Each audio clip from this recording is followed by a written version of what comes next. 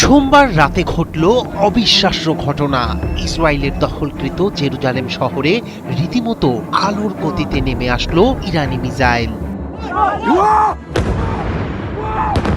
যেখানে দেখা যাচ্ছে আছড়ে পড়ছে একের পর এক ইরানের ভয়ঙ্কর সব ব্যালিস্টিক মিসাইলের আঘাতে চূর্ণ বিচূর্ণ হয়েছে জেরুজালেমের রাস্তা, সৃষ্টি হয়েছে বিশাল গর্ত, ধোঁয়া আর ধ্বংসস্তূপে ঢেকে গেছে পূর্ব জেরুজালেমের আকাশ। আতঙ্কে ছোটাছুটি করছেন মানুষ, কেউ আশ্রয় খুঁজছেন, কেউ স্বজনের খোঁজে ছুটছেন হাসপাতালের দিকে, আর ধ্বংসস্তূপ সরাতে হিমশিম খাচ্ছেন উদ্ধার কর্মীরা। এখনো শুকায়নি খামেনির রক্তের দাগ। সেই পবিত্র রক্তের বদলা নিতে ইসরায়েলের দানবীয় আঘাত হানছে ইরান। আকাশ চিরে ছুটে আসা আগুনের গোলায় জবাব দিচ্ছে খামেনির রেখে যাওয়া যোদ্ধারা। গভীর রাতের নীরবতা ভেঙে একের পর এক ব্যালিস্টিক মিসাইল ছোড়া হচ্ছে ইসরায়েলের দিকে। তেহরানের বার্তা স্পষ্ট, এই হামলা প্রতিশোধের, এই আগুন জবাবের। সংবাদ মাধ্যম আল জাজিরা জানিয়েছে, নতুন করে যে ব্যালিস্টিক মিসাইল ছুড়েছে তেহরান, তার একটি সরাসরি আঘাত হানে জেরুজালেমে।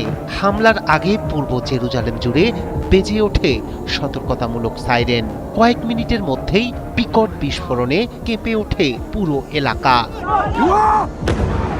1967 সালের 6 দিনের আরব যুদ্ধের পর জেরুজালেম দখল করে নেয় ইসরায়েল। ফিলিস্তিনিদের কাছে শহরটি ঐতিহাসিক ও ধর্মীয়ভাবে গুরুত্বপূর্ণ। এখানে অবস্থিত ইসলামের প্রথম কিবলা পবিত্র আল আকসা মসজিদ। তবে হামলা শুধু জেরুজালেমেই সীমাবদ্ধ নয়, পুরো ইসরায়েলকে লক্ষ্য করে 1 ঘন্টার মধ্যে অন্তত 3 দফা মিসাইল ছোড়ে ইরান।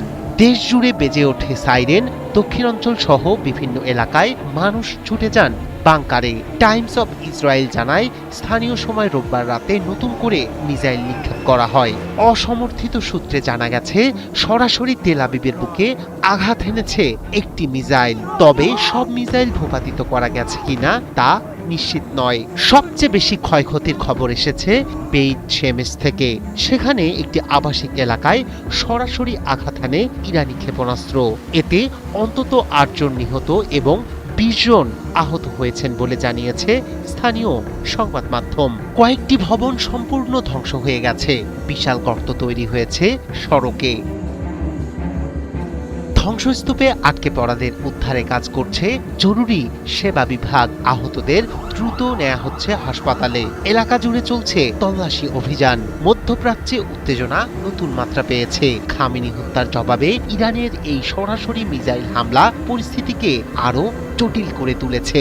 ইরানের বক্তব্য স্পষ্ট, এই সংঘাতকে সীমিত অভিযান হিসেবে দেখছে না তারা, বরং পূর্ণাঙ্গ যুদ্ধের সম্ভাবনা মাথায় রেখেই প্রস্তুতি নিচ্ছে তেহরান। হিজবুল্লাহ হুতিদের মতো মিত্র গোষ্ঠীগুলো তেহরানের সঙ্গে একত্রতা প্রকাশ করেছে। ফলে পরিস্থিতি আরও বিস্তৃত হওয়ার আশঙ্কা উড়িয়ে দিচ্ছেন না বিশ্লেষকরা।